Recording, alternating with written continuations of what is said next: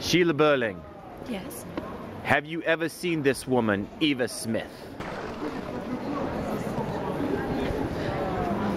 You've seen her, haven't you? You know her. No, I've never seen her before in my life, I swear it. Who is she? Why do you know her? Really, this is too much. This is monstrous. Tell me. Tell me now. Oh, can't you do something? He can't. Tell me, how do you know Eva Smith? Oh, very well. Really, I don't see how it can have anything to do with me. I mean, she only died 2 months ago, didn't she? Tell me about it. Well, all right, if I must. I went to a shop and I wanted to try on a dress. And she was so young and pretty and You envied her, didn't you? Well, yes, of course I did. With her dark, impertinent eyes. And she was laughing at me behind my back. And then what happened? Well, I realized I looked ridiculous in the dress, and I went to the manager. And then what happened? I asked him to... Well, I told him that I would close the account if he didn't let her go. And did he let her go? Well, apparently he did. And you felt responsible? No, you didn't, did you? You didn't care.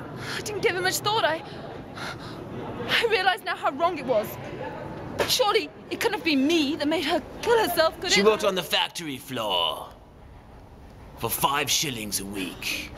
One day last summer, she and some of the other girls, they got it up that they were worth more money. They wanted an extra shilling a week. And I told them no.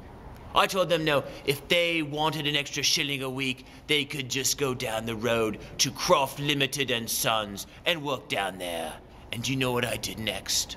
I sacked them. I sacked them all. But because I'm a kind-hearted gentleman, I ended up hiring them back. But not all of them back. The only one I didn't hire back was Eva Smith, because she was a bad seed. She was one of the ringleaders, and I knew she would come to no good. Do I feel responsible for what happened to her? No. We all bear responsibility for our own actions. Gerald Croft, Yes. you're a prominent American businessman. You're about to achieve everlasting fame and success by marrying into the prominent Burling family. But one thing may stand in your way. Have you ever heard the name Daisy Renton? Gerald? Gerald! You knew her, didn't you? You knew Daisy Renton. I did, yes. Tell me, what happened? I met her at the Palace Bar one night. The Palace Bar, isn't that a bar known for women of ill repute? It is. But she wasn't the usual sort. She was beautiful, wasn't she? In an incredible way that I had never experienced before. Tell me what happened.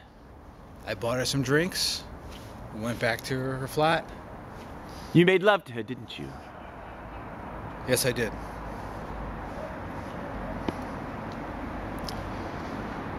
It was something I'd never allowed myself to experience. She made me feel things I'd never felt before. But it was just impossible. Eric Burling, did you know this woman? Not really. Well, I may have run into her. Tell me more. Well, one night I was out having some fun and Where? having a few drinks at the bar at the Palace Hotel. Isn't that bar known for women on the town? Well, of course it is, but I was just there drinking, but I saw her across the room, and she looked quite fetching, actually, and we had a few drinks, and I bought her a drink, and she seemed very interested, and she wanted to know about me, and I started to find out about her, and she asked me questions about myself, and I rather took to her. And then what happened? Did she take you back to her flat? Well, we went walking after that, and we came near her flat, and well, when we got to her door, and she didn't want to let me in, and... So what did you do? Did you force yourself upon her? Well, at that point, I was rather drunk, and I started pushing on the door, and I rather forced myself in, yes. But she let me in finally, and In the end, do you feel responsible for what happened to her? Well, no, I don't think that was several months ago. I don't see how I could have been responsible for her death. Mrs. Burling, do you recognize this girl, Daisy Renton? Yes. Where have you seen her before? She came to my foundation looking for a handout. Why did she need a handout?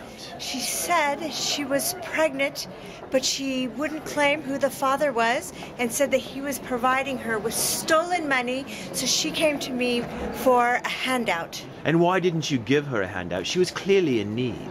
She is just the common class. She needs to go to the father of the child, and he needs to pay up and take care of his responsibilities. So you think it's the responsibility of the father, don't you? Absolutely. What do you think should happen with him? He needs to be responsible. He needs to be hung. He needs to pay for what he has done. That is atrocious. In the end, I did feel responsible for her pregnancy. I did everything I could to help her. I brought her money.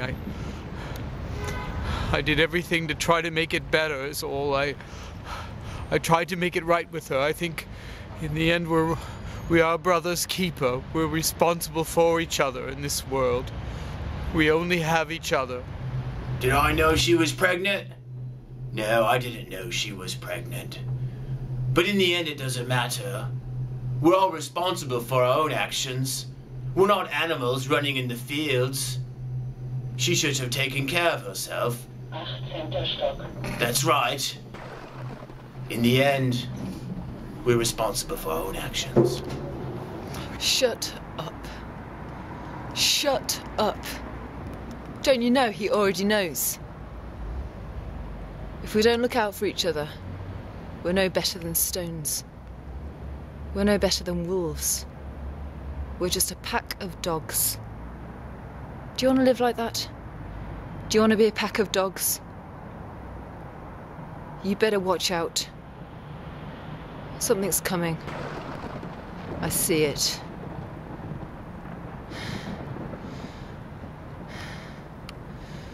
We're all responsible for her death, and there's no getting away from it. All of us. We're all responsible. I don't want to be, but I am.